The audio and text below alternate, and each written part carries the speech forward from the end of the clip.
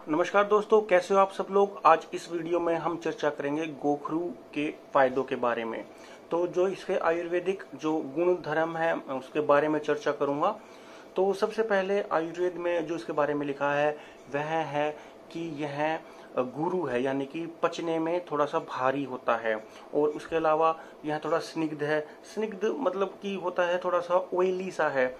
तो यह वात पित्त और कफ तीनों दोषों का नाशक है।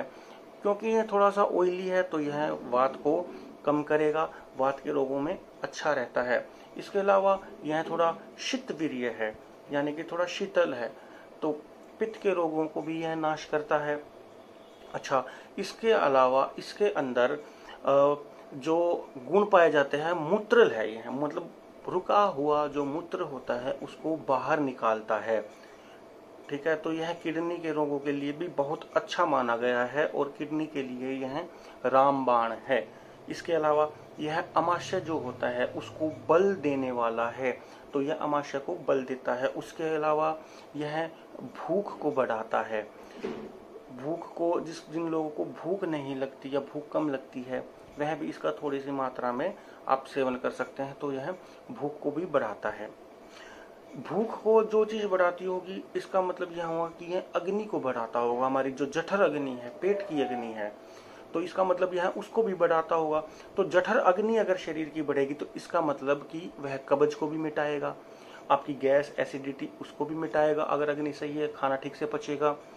और उसके अलावा आपका बवासीर हो गया, तो यह कब्ज, बवासीर और पेट संबंधी रोगों में काफी रामबाण सिद्ध हुआ है। तो अगर आपको इस तरीके की दिक्कत है तो भी आप इसका जो है वह सेवन कर सकते हैं। उसके अलावा आयुर्वेद में दिया गया है यह कफ निसारक है, यानी कफ को निकालने वाला है। तो कफ के रोग जितने भी हैं उसमें भी हम इसका प्रयोग कर सकते हैं।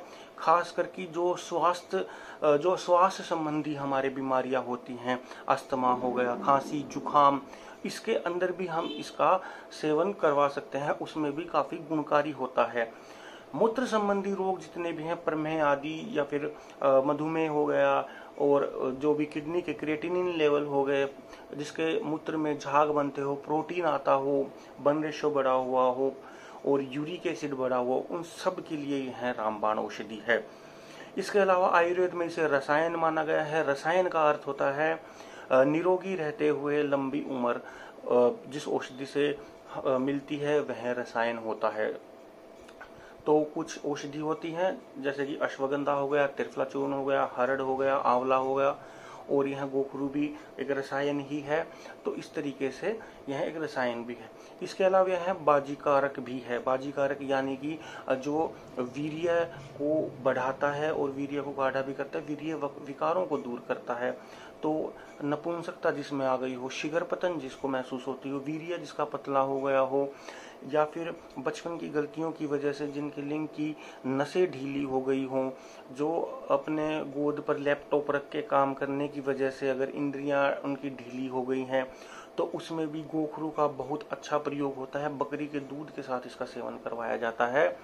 और यह अगर जिस भी महिला का गर्भ बार बार में गिरता हो तो यह गर्भ ठहरने वाला है, मतलब उस गर्भ को गिरने नहीं देता है, उसका वहां पे भी उपयोग होता है। तो जो जितने भी पुरुष के गुप्त रोग हुए, महिला के गुप्त रोग हुए, उन सब में निसंकोच होकर इसका सेवन जो है वो लाभप्रद है। इसके अलावा शरीर में अगर कहीं पे भी दर्द हो रहा हो उसमें भी इसका बहुत ही उत्तम गुण बताया गया है। इसके बहुत सारे गुण हैं। मैंने अलग अलग ग्रंथों से पुरानी जो लोक उच्चार करके लोगों ने बनाए हैं, ग्रामीण जो आसपास के एरिया में रहते हैं या फिर अलग अलग देश के कोने में रहते हैं, वह इसका उपयोग किस किस ढंग से करते हैं वह भी मैंने एकत्रित करके मेरी जो एक वेबसाइट है ayurvedforlife.com, उसके अंदर मैंने एक ब्लॉग बनाया है। उसके अंदर मैंने इसके बारे में अच्छे से डिटेल में चर्चा करी है और अलग अलग रोगों में हम किस तरीके से इसका उपयोग कर सकते हैं। उस ब्लॉग में मैंने इसके बारे में अच्छे से डिटेल में बताया है, इसके गुणधर्मों के बारे में, इसके फायदे और नुकसान के बारे में, और किन किन रोगों में यह काम आ सकता है और इसके साथ क्या चीज मिला सकते हैं। आप वहां जाके उस ब्लॉग को भी पढ़ सकते हैं। अगर आपको यह वीडियो अच्छी लगी है तो इस वीडियो को लाइक एंड शेयर जरूर कीजिएगा। अगर आपको कोई भी चीज़ समझ में ना आई हो तो आप कमेंट के माध्यम से हमसे पूछ सकते हैं। और अगर अभी तक आपने यूट्यूब चैनल ज्वाइन नहीं करा है, सब्सक्राइब नहीं करा है, तो अभी लाल बटन दबाकर सब्सक्राइब करें। धन्यवाद।